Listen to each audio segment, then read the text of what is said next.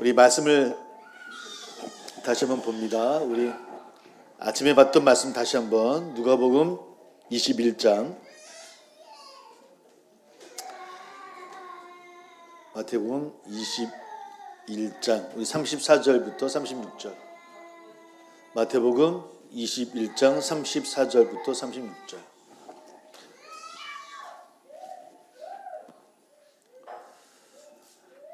오늘 나유리가 나를 잡았나 보네.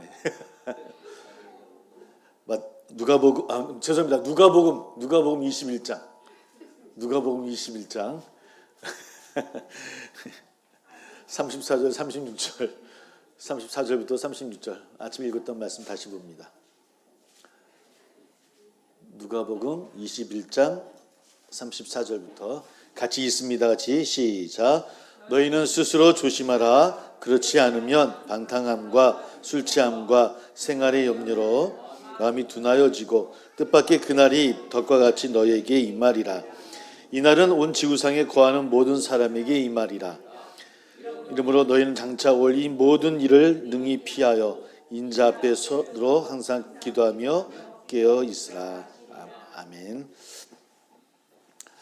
예, 대림절 첫째 주일입니다.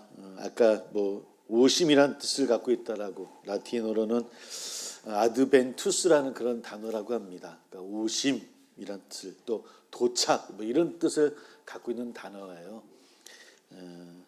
원래 로마인들이 로마 황제가 자신의 도시를 방문할 때 많이 사용하던 단어인데, 이것이 좀 더 이제 종교화되어지면서 예수님이 진정한 왕이시지, 그러니까 로마 황제가 아니라 주님께 할 때 사용해야 될 단어야 라고 하면서 이 단어가 이제 예수님 오심을 기념하는 단어로 이제 바뀐 거예요. 원래는 로마 황제에게 쓰던 단어였는데, 진짜 왕이 아니야. 진짜 왕은 누구다?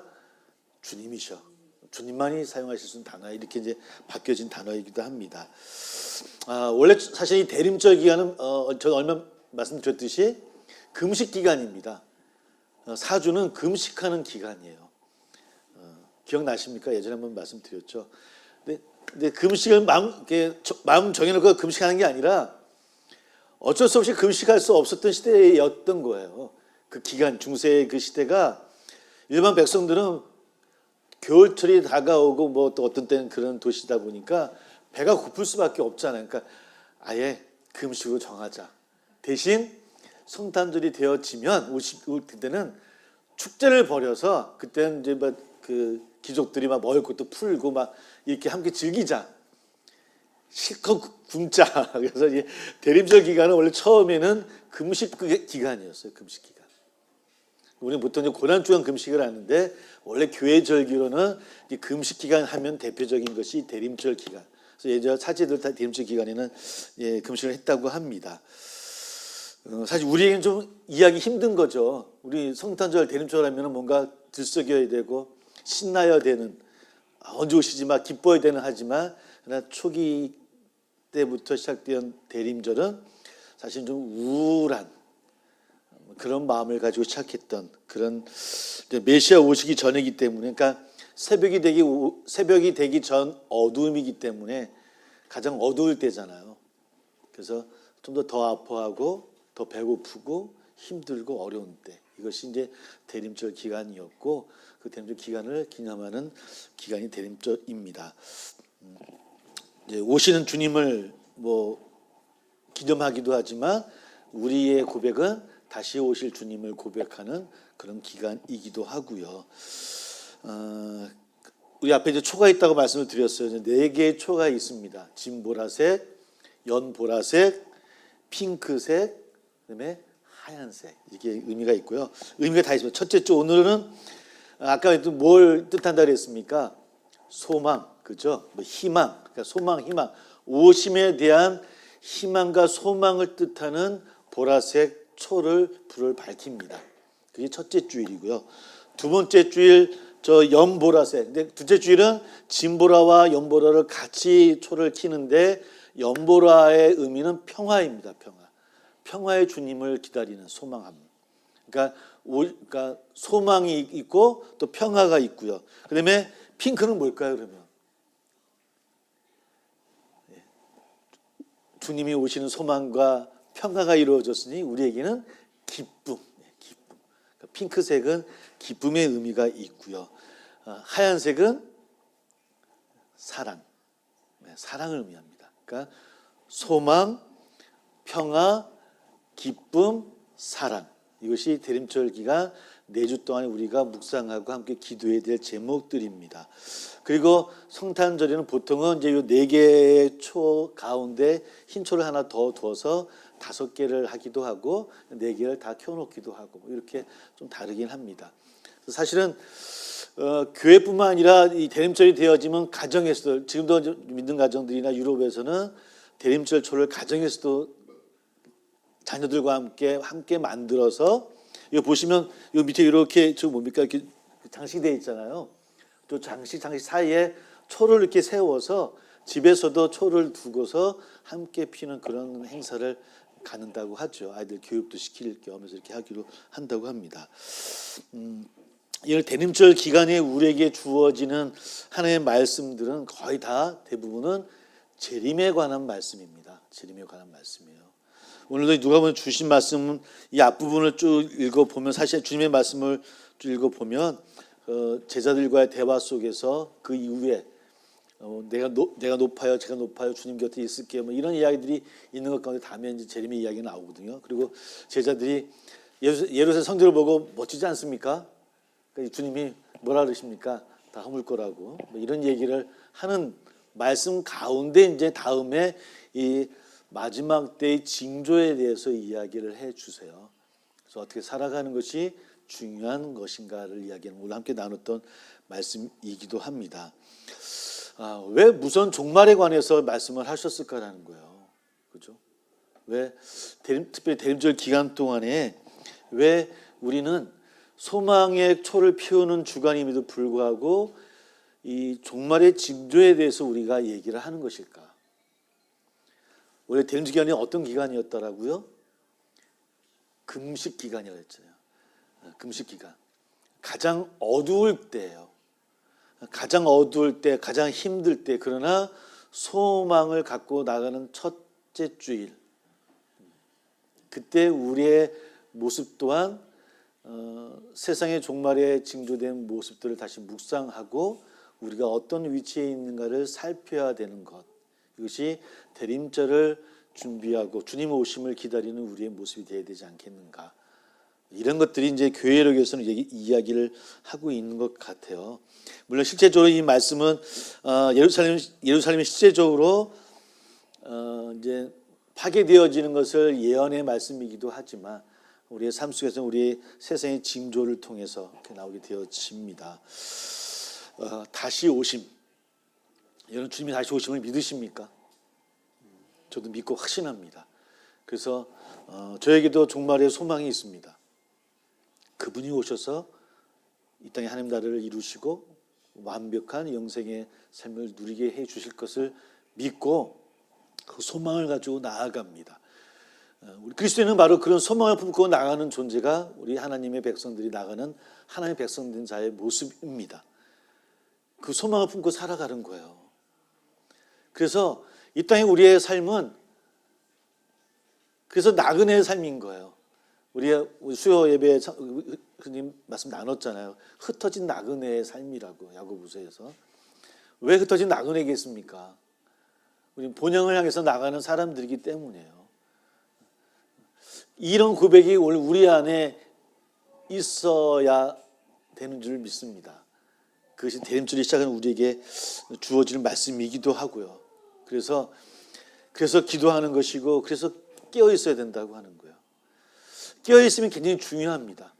아침에도 얘기했듯이 하나님을 의식하는 것, 깨어서 바라보는 것, 세상의 징조를 보고 어떤 시대인가를, 어떤 모습인가를 우리가 알고 가야 되는 것, 굉장히 중요합니다.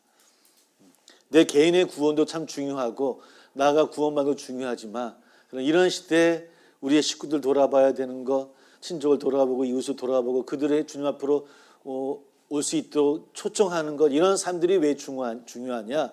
바로 우리는 종말의 삶을 사는 삶이기 때문입니다.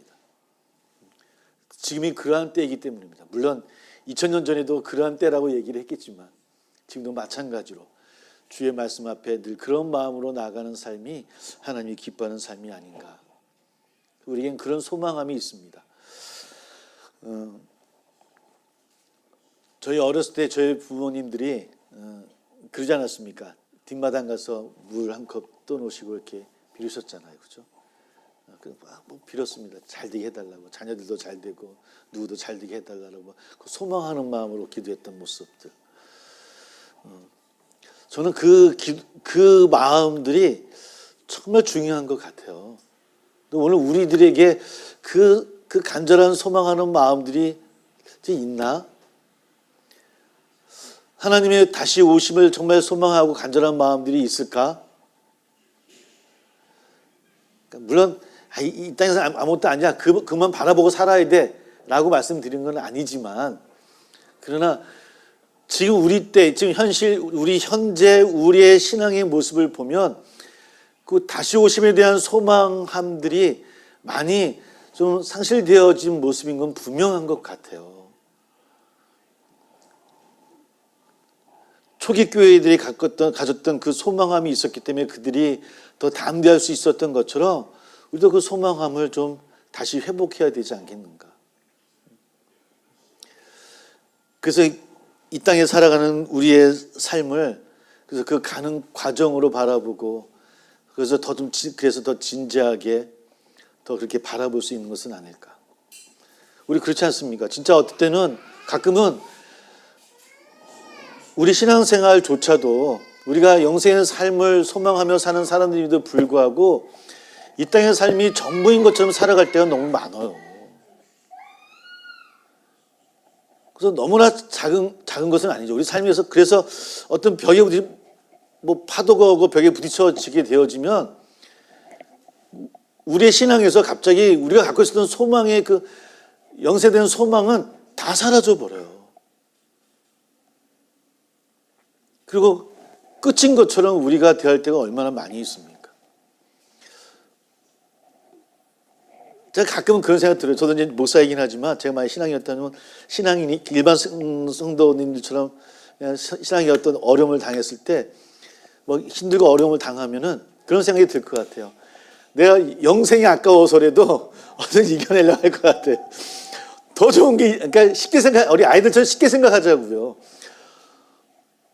더 좋은 게 기다리고 있어요, 진짜로. 저는 그걸 믿고 확신합니다. 이게 우리의 신앙이기도 하고요.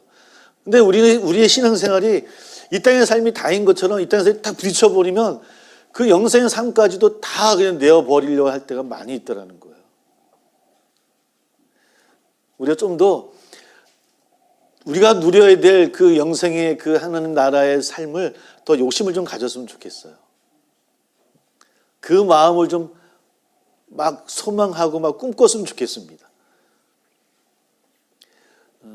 우리 선배님들, 저희 부모님들의 신앙은 그랬던 것 같아요. 얼마나 어려웠습니까? 일제시대 지나면서 뭐 전쟁을 치르시면서 그분들 진짜 먹을 게 있었습니까? 얼마나 힘들었어요. 저도 이제 어렸을 때 저도 이렇게 그때 그래도 잘 살 때였지만 지금과 비교해 보면은 너무 많은 차이가 있거든요. 근데 그분들이 가만히 저분들이 어떻게 신앙생활하고 이렇게 그 힘든 때도 그렇게 열심히 할 수 있었을까? 뭐였겠습니까?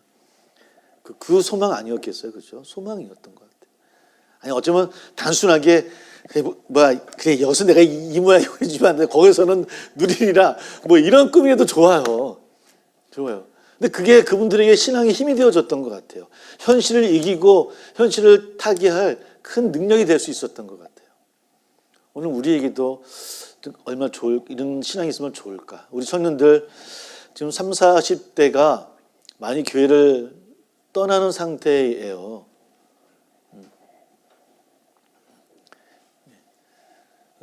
그러다 보니까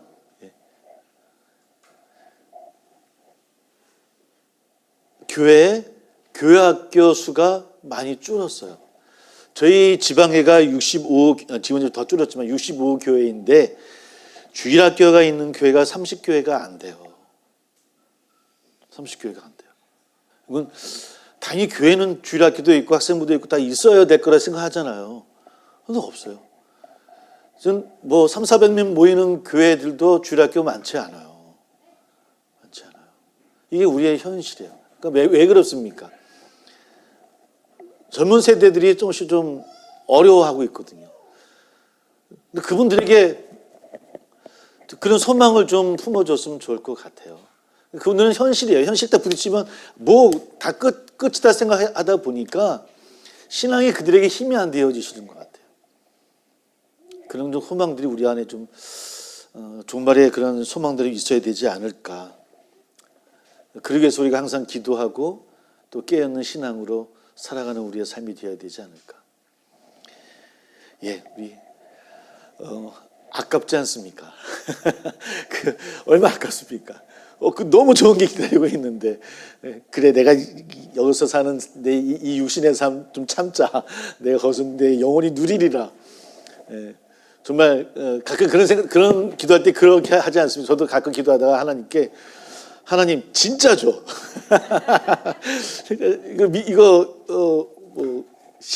그런 말씀 드릴 때 있거든요. 그러니까 농담으로 반으로 정말 하나님 진짜시죠?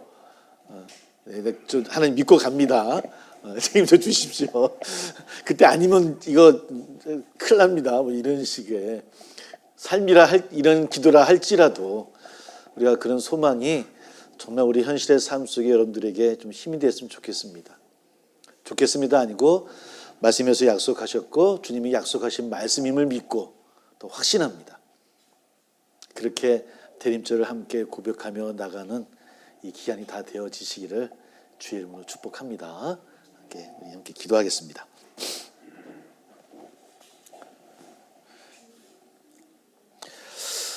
주 예수의 은혜가 모든 자들에게 있을지어다라고 말씀하셨던 그 말씀 우리는 아멘이라고 이야기합니다. 아멘은 진실로 확실히라는 의미 아니겠습니까? 우리가 늘 아멘의 삶이 되었으면 참 좋겠습니다. 그렇게 될 것이라고 확신하는 그 확신을 강하게 고백하는 말이 아멘이라고 합니다. 우리 대림절 기간 아멘의 놀라운 고백들이 일어나기를 소망한다라고 함께 짧은 시간 함께 기도하며 또 한 주간을 시작해 보려고 합니다. 함께 기도하겠습니다.